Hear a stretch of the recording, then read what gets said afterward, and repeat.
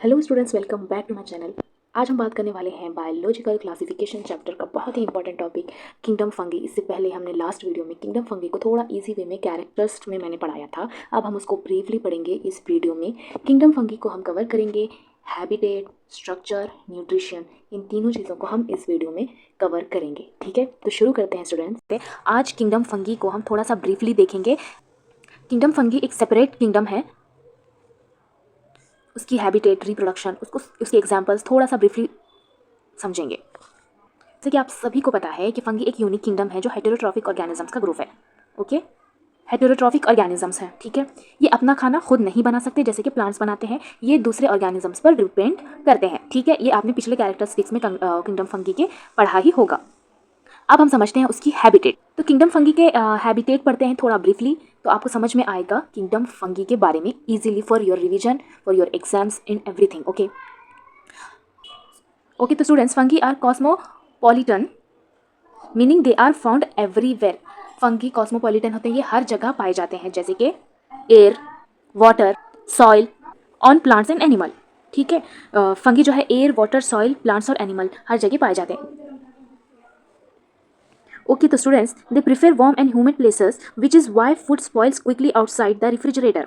तो students, fungi जो है ये ज़्यादातर गर्म और ह्यूमिड जगह में ग्रो करते हैं, इसीलिए हम खाना रेफ्रिजरेटर में रखते हैं ताकि फंगल इन्फेक्शन ना हो। जैसे कि आप देख सकते होंगे अपने किचन्स में जो भी लेफ्ट ओवर फूड होता है हम उसे फ्रिज में रखते हैं इन नाइट, क्योंकि वो ख़राब ना हो सके, ताकि हम दूसरे दिन उसे खा सकें।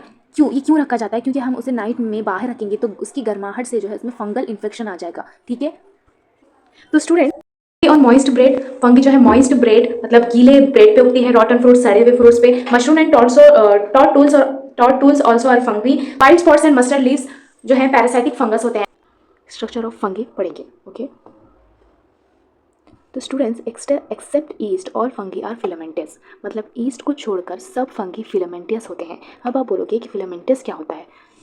तो स्टूडेंट्स, फिलामेंटस का मतलब होता है धागे जैसा या थ्रेड लाइक स्ट्रक्चर वाला। ठीक है, बायोलॉजी में जब हम फंगी के लिए बोलते हैं फिलामेंटस, इसका मतलब है ओके, उनकी बॉडी पतले लंबे धागों जैसा होता है। इन धागों को हाइफे भी कहते हैं। हम आगे पढ़ेंगे हाइफे क्या है। ओके, तो स्टूडेंट्स, हाइफे हाइफे तो उनकी बॉडी जो है हाइफे से बनी होती है। ठीक है, फंगी की बॉडी हाइफे से बनी होती है। अब आप बोलोगे कि हाइफे क्या है? Hyphae is a thin thread like structure होता है, मतलब एक पतली धागे जैसा स्ट्रक्चर होता है। तो स्टूडेंट्स, फंगी की स्ट्रक्चर में अब जैसे कि अभी मैंने बताया कि फंगी का स्ट्रक्चर थिन थ्रेड लाइक जैसे होता है, जिसे हम हाइफे कहते हैं। तो वही हाइफे एक नेटवर्क की शेप में होता है, एक दूसरे से जुड़ा हुआ।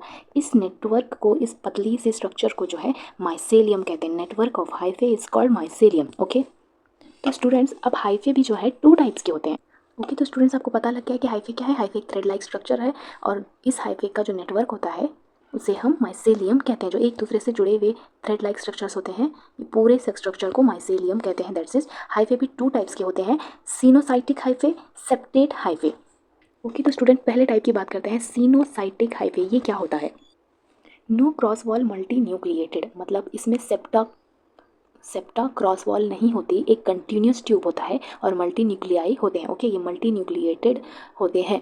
ठीक है, तो स्टूडेंट्स, अब आप बोलोगे कि क्रॉस वॉल मीन्स थोड़ा कंफ्यूजन हो गया, तो गौर से सुनिए। बीच में बनी हुई दीवार या पार्टीशन फंगी में जो है क्रॉस वॉल को सेप्टा कहते हैं। ओके, इन सिंपल में समझो कि हाइफा फंगस का थ्रेड जैसा स्ट्रक्चर है। ओके, एक लंबी ट्यूब होती है, अगर उस ट्यूब के बीच बीच में दीवार जैसी पार्टीशन बनी हो तो उन्हें क्रॉस वॉल या सेप्टा, ओके, सेप्टा कहते हैं। बस इतना समझो स्टूडेंट्स कि नो क्रॉस वॉल, इसमें क्रॉस वॉल नहीं होती, मतलब सेप्टा नहीं होता। Next point.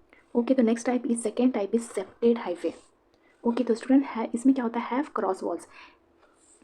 तो स्टूडेंट्स, इसमें जो है क्रॉस वॉल्स होती हैं। फंगी के सेप्टाइड टाइप में क्रॉस वॉल्स होते हैं। सिंपल वर्ड्स में, जिसमें क्रॉस वॉल्स प्रेजेंट होती हैं, हाइफा छोटे छोटे कंपार्टमेंट्स में डिवाइडेड होते हैं। ठीक है, वही सिनोसाइटिक हाइफे में क्या होता है, जिसमें क्रॉस वॉल्स नहीं होती, पूरा ट्यूब कंटिन्यूअस होता है और मल्टी न्यूक्लियाई होते हैं। ओके, अगर अभी भी आपको समझ में नहीं आ रहा है तो मैं आपको एक एग्जांपल बताती हूँ इन ईजी वे। ओके, समझो कि ये एक ट्रेन है, ट्रेन के जो कंपार्टमेंट्स हैं ये रहे सेप्टा। ओके, ये फंगी है और ये सेप्टा। तो जिसमें सेप्टा है, जिसमें क्रॉस वॉल्स हैं, वो है सेप्टेट। तो स्टूडेंट अगर समझो ट्रेन में कंपार्टमेंट्स ही नहीं है, एक हॉल की तरह है, तो उसमें जो है क्रॉस वॉल्स नहीं है, मतलब सेप्टा ही नहीं है। ये fungi cell wall is made up of chitin and polysaccharide. Okay, तो फंगी की जो सेल वॉल होती है वो चिटिन और पॉलीसैकेराइड से बनी होती है। अब आप बोलोगे कि चिटिन और पॉलीसैकेराइड क्या होते हैं। ओके, तो स्टूडेंट चिटिन जो है, चिटिन के ऊपर मैंने एक शॉर्ट बनाया था, आप जाके देख सकते हैं। फिर भी इन क्विक वे में आपको चिटिन और पॉलीसैकेराइड बताती हूँ। ओके, तो स्टूडेंट्स चिटिन एक स्ट्रॉन्ग हार्ड सब्सटेंस होता है जो फंगी की cell wall, okay, cell wall बनाता है। तो ये जो चिटिन होता है इंसेक्ट्स के आउटर कवरिंग एक्सोस्केलेटन में भी मिलता है। ओके स्टूडेंट्स, ये फंगी को स्ट्रेंथ और प्रोटेक्शन देता है। ओके, फंगी की सेल वॉल बनाता है, ये फंगस को स्ट्रेंथ और प्रोटेक्शन देता है। इन सिंपल में चिटिन फंगस की बॉडी का शील्ड है। ओके, ओके, तो स्टूडेंट्स अब पॉलीसैकेराइड क्या होता है। पॉलीसैकेराइड कॉम्प्लेक्स कार्बोहाइड्रेट होता है। ये बहुत सारे सिंपल शुगर मॉलिक्यूल्स मिलकर बनते हैं। Simple simple sugar molecules. Example है starch, cellulose, glycogen. Okay, polysaccharide एक कॉम्प्लेक्स कार्बोहाइड्रेट है जो ये बहुत सारे सिंपल शुगर मॉलिक्यूल्स मिलकर बनते हैं, जैसे कि example starch, cellulose and glycogen. Simple way, fungi की सेल वॉल चिटिन और पॉलीसैकेराइड मिलकर स्ट्रक्चर को स्ट्रॉन्ग बनाते हैं। ओके, तो स्टूडेंट्स अब बात करते हैं फंगस के एग्जाम्पल की, फंगी के एग्जाम्पल्स की। एग्जाम्पल है Puccinia, causes wheat rust disease, wheat rust disease करता है। Next one is Penicillium, sources of antibiotics, antibiotic बनाने में यूज़ होता है। एक और एग्जाम्पल है ईस्ट, आपने सुना होगा ईस्ट के बारे में। Unicellular fungus used in bread and beer making, unicellular fungus होता है, ब्रेड और बियर बनाने में यूज़ होता है। ओके, अभी तक हमने हैबिटेट ऑफ फंगी और स्ट्रक्चर ऑफ फंगी पढ़ा। अब हम न्यूट्रिशन, अब खाना भी ज़रूरी है ना एक ऑर्गेनिज्म के लिए, तो हम आज न्यूट्रिशन इन फंगी पढ़ेंगे। ओके, बहुत ही ईजी वे में हम इसे समझने की कोशिश करेंगे, ठीक है। ओके, तो students fungi is heterotrophic and absorb soluble organic matter. Okay, fungi जो है हेटेरोट्रॉफिक होते हैं। हेटेरोट्रॉफिक का मतलब आपको अब सभी को पता होगा, जो अपना खाना खुद नहीं बनाते, वो दूसरे ऑर्गेनिजम्स पर डिपेंड होते हैं खाने के लिए। Okay, heterotrophic and observe soluble organic matter. तो अब आप बोलोगे सॉल्यूबल ऑर्गेनिक मैटर मतलब सॉल्यूबल का मतलब होता है जो पानी में घुल जाए। ओके, ऑर्गेनिक मैटर का मतलब होता है लिविंग या डेड ऑर्गेनिज्म से आने वाला मटेरियल, जैसे कि प्लांट्स एंड एनिमल्स। ओके, तो सॉल्युबल ऑर्गेनिक मैटर का सिंपल मतलब है ऐसा ऑर्गेनिक सब्सटेंस जो पानी में डिसॉल्व हो सकता है। ठीक है, ये हेटेरोट्रॉफिक होते हैं और ऑब्जर्व करते हैं सॉल्युबल ऑर्गेनिक मैटर को।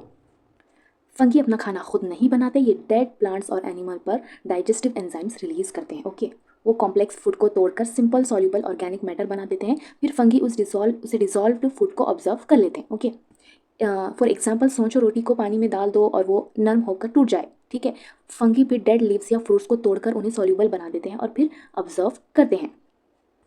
ओके, तो स्टूडेंट्स इसके भी 3 टाइप्स हैं, सेप्रोफाइट, पैरासाइट्स और सिम्बायोटिक।